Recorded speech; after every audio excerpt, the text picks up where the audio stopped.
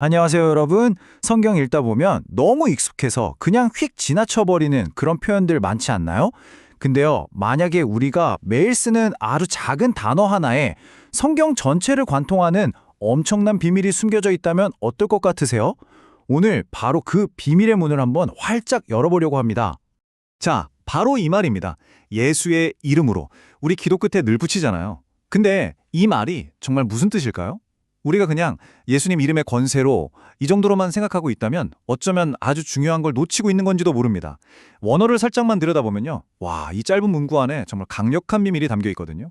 그래서 오늘 이 미스터리를 한번 제대로 파헤쳐 보려고 하는데요. 먼저 성경의 최종 목표가 뭔지부터 딱 짚고 넘어갈 거고요. 그 다음에 이름 속에 숨겨진 진짜 열쇠를 찾아볼 겁니다. 바로 에이스와 N이라는 두 단어인데요. 이 단어들이 어떻게 우리를 이름을 향한 여정에서 이름 안에 거하는 삶으로 이끌어가는지, 그리고 이게 어떻게 그냥 아는 지식에서 진짜 내 삶, 내 생명이 되는지 그 과정까지 쭉 따라가 보겠습니다. 자, 그럼 첫 번째 순서입니다. 우리가 이 언어의 비밀을 제대로 이해하려면요, 먼저 큰 그림부터 봐야 돼요. 성경 전체가 과연 우리를 어디로 데려가려고 하는지 그 최종 목적지부터 한번 확인해 보죠. 분석 자료에서 말하는 핵심은 이겁니다. 창세기부터 요한계시록까지 이 방대한 성경 전체가 딱 한 가지 목표를 향해 달려가고 있다는 거예요. 그게 뭐냐? 바로 우리가 예수 그리스도와 완전히 하나가 되는 것.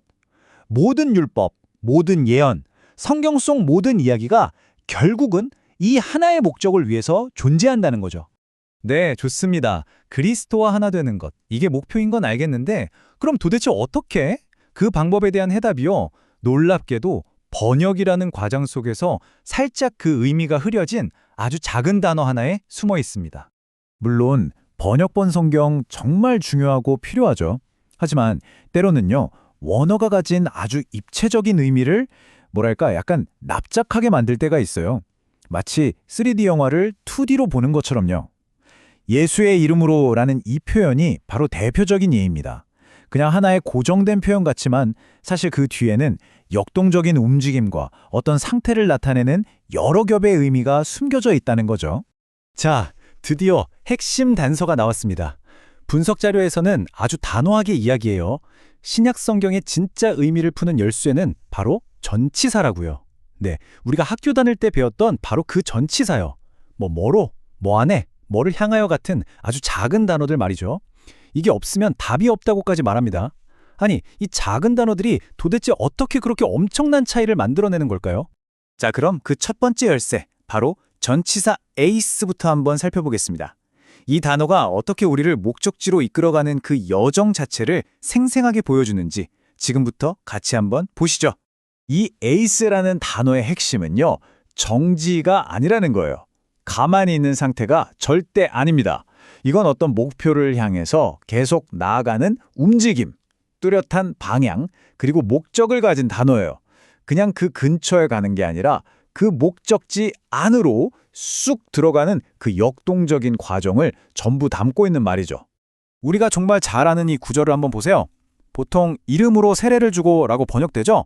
그런데 원문을 보면 이름 안으로 바로 에이스라는 단어가 쓰였습니다.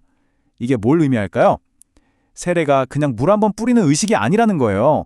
아버지와 아들과 성령, 그 이름과 완전히 하나가 되기 위해서 그 안으로 향해 들어가는 목적이 뚜렷한 움직임이라는 걸 아주 명확하게 보여주는 거죠. 요한복음에 나오는 이 구절도 똑같습니다. 그 이름을 믿는 자들이라고 우리가 읽지만 원어의 느낌은 그 이름을 향하여 믿는 자들에 훨씬 가까워요. 즉, 믿음이라는 게 머리로만 아, 그렇구나 하고 동의하는 게 아니라는 거죠. 그 이름과 하나가 되려고 계속해서 나아가는 아주 적극적인 과정, 바로 그 에이스의 믿음이 있을 때 우리에게 하나님의 자녀가 되는 권세가 주어진다는 겁니다. 그러니까 에이스를 한마디로 정리하면 이건 여정 그 자체예요. 그리스도에 대해 그냥 아는 것에서 멈추는 게 아니라 그분과 하나가 되기 위해서 계속해서 움직이고 변화해가는 그 모든 과정을 담고 있는 정말 중요한 단어인 거죠. 자, 방금 전까지 에이스가 목적지를 향한 여정이었다면 이제는 그 목적지에 딱 도착한 상태를 나타내는 두 번째 열쇠를 만나볼 차례입니다. 바로 N인데요. 이 둘의 차이를 이해하는 게 오늘의 진짜 핵심이라고 할 수 있습니다. N은 에이스와는 정반대예요. 이건 움직임이 아니라 상태, 다시 말해 거주를 의미합니다. 에이스라는 여정을 통해서 이름 안으로 들어왔잖아요. 그 결과로 이제는 그 이름의 권세 안에 딱 머물러 있는 상태, 그 안에서 사는 상태를 보여주는 단어입니다. 이 구절 정말 흥미롭지 않나요? 제자들이 돌아와서 보고하는데 주님의 이름으로 귀신을 쫓아냈습니다가 아니에요. 원문을 보면 주님의 이름 안에서 N 귀신들이 항복했습니다라고 말하거든요. 이건 완전히 다른 이야기죠. 그들이 이미 주님의 이름이라는 권세의 영역 안에 딱 서서 그 안의 힘을 사용하고 있다는 뜻이니까요. 우리가 예수의 이름으로 기도합니다 라고 할 때도 마찬가지입니다. 원문에 N이 담고 있는 진짜 의미는 이거예요. 우리가 예수님의 뜻과 완전히 하나가 된 상태, 즉 그분 안에 거하면서 구할 때 그 기도가 이루어진다는 거죠. 그러니까 내 욕심을 구하는 게 아니라 그분 안에 있는 그분의 뜻을 구하게 되는 거예요. 그러니까 결국 N은 뭐냐? 에이스라는 긴 여정의 최종 목적지인 셈이죠. 이름과 완전히 하나가 되어서 그 권세 안에 살고 그 권세를 누리는 상태. 바로 이게 N이 보여주는 삶의 모습입니다.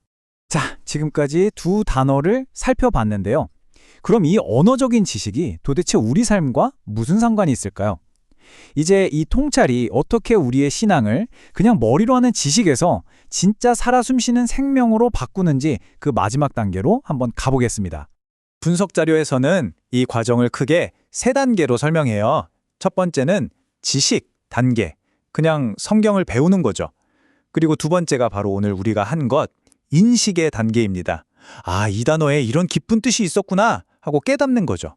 바로 이 깨달음, 이 인식이 우리를 진짜 변화로 이끌어서 마침내 그리스도와 하나 된 새로운 피조물로 거듭나게 만든다는 겁니다. 그러니까 오늘 이야기의 결론은 이겁니다.